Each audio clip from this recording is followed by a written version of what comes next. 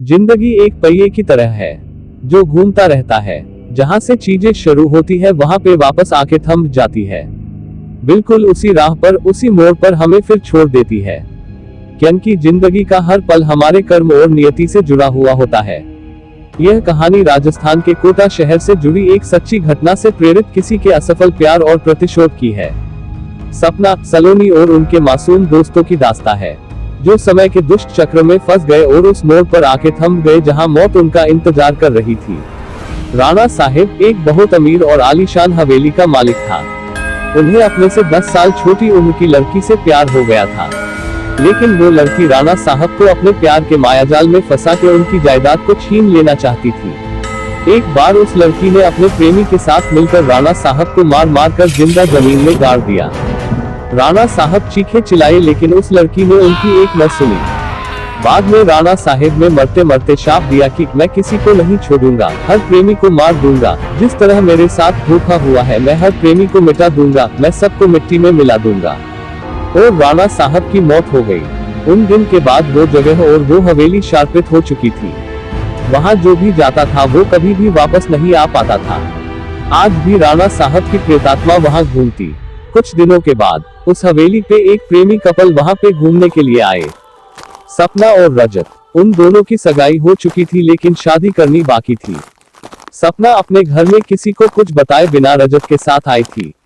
सपना और रजत मजाक मस्ती में उस जगह पहुंच गए जहां पे राणा साहब जो जिंदा दफन कर दिया था।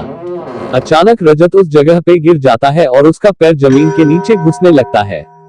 यह देखकर सपना डर जाती है और मदद के लिए चीखने चिल्लाने लगती है, लेकिन कोई भी उसकी आवाज नहीं सुन पाता है।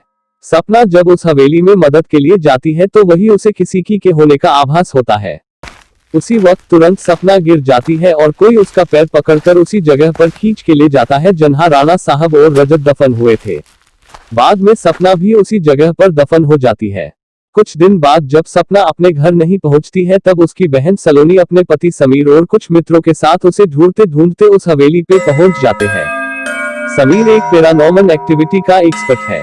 जब वो सब उस हवेली पर पहुंचे तब समीर को पता चल गया कि यहाँ पे किसी बुरी आत्मा का वास है। उसने सबको सूचित कर दिया।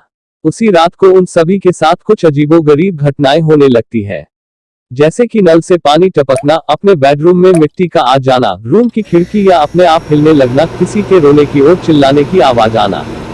यह सब देखकर वो सभी डर जाते हैं और उनमें से एक भागने की कोशिश करता है, लेकिन राणा साहब की प्रेतात्मा उसे भी जिंदा दफन कर देता है। दूसरे दिन जब उन लोगों को पता चलता है कि उनका एक साथी गायब है, तब वो लोग और भी डर जाते हैं। लेकिन समीर बताता है कि हमें यहाँ से बाहर निकलना है तो हमें उस आत्मा को बुलाना होगा और उनसे पूछना होगा कि वो आखिर चाहती क्या है। डर के मारे सभी लोगों ने समीर की बात मान ली और आत्मा को बुलाने के लिए तैयार हो गई। समीर ने एक रूम में सभी तैयारियां कर ली और बताया कि जब तक हम आत्मा से पूरी जानकारी नहीं जान लेते तब तक कोई इस रूम से बाहर नहीं जाएगा, और कुछ भी हो जाए कोई किसी का हाथ नहीं छोड़ेगा। समीर ने तंत्र मंत्र से आत्मा को बुलाना शुरू कर दिया। कुछ ही देर में तेज पवन और बिजली के साथ राणा साहब की आत्मा उस रूम में आ गई। समीर ने उस आत्मा से बात की, आखिर तुम चाहते क्या हो? तो लोगों को क्यों मार रहे हो? कौन हो तुम? राणा साहब की आत्मा ने कहा, निकल जाओ यहाँ से, मैं किसी को भी नहीं छोड़ूंगा, सब मारे जाएंगे, जो भी यहाँ आए गया उन सबको मार दूंगा। इतना कहकर वो आत्मा चली गई। वो लोगों ने बाद में सपना की आत्मा को बुलाया और पूछा आखिर उसके साथ हुआ क्या था। सपना की आत्मा ने उन सभी को सारी हकीकत बात दी और बोली, मुझे राणा साहब ने जमीन के नीचे दफन कर दिया है, प्लीज मुझे यहाँ से निकालो। सलोनी ने अपने बहन सपना से पूछा, राणा साहब की आत्मा को कैसे मारा जाए? सपना ने बताया कि जहां राणा साहब ने हम सबको दफनाया है वहां पास में माताजी का त्रिशूल है। उस त्रिशूल से राणा साहब की आत्मा को मार जा सकता है और इस महल को उनकी चंगुल से बचाया जा सकता है। इतना कहकर सपना की आत्मा वहां से चली गई। समीर, सलोनी और बाकी दोस्तों लोग तुरंत उस जगह पे गए जहां राणा साहब को दफनाया गया था। राणा साहब की आत्मा ने उन सभी को त्रिशूल के पास जाने के लिए रोका, लेकिन सलोनी की भी तरह उस त्रिशूल के पास पहुंच गई और उसी त्रिशूल से राणा साहब पे वार किया। कुछ ही देर में राणा साहब और उनके साथ वो सभी आत्माओं को मुक्ति मिल गई जिसे राणा साहब ने दफनाया था।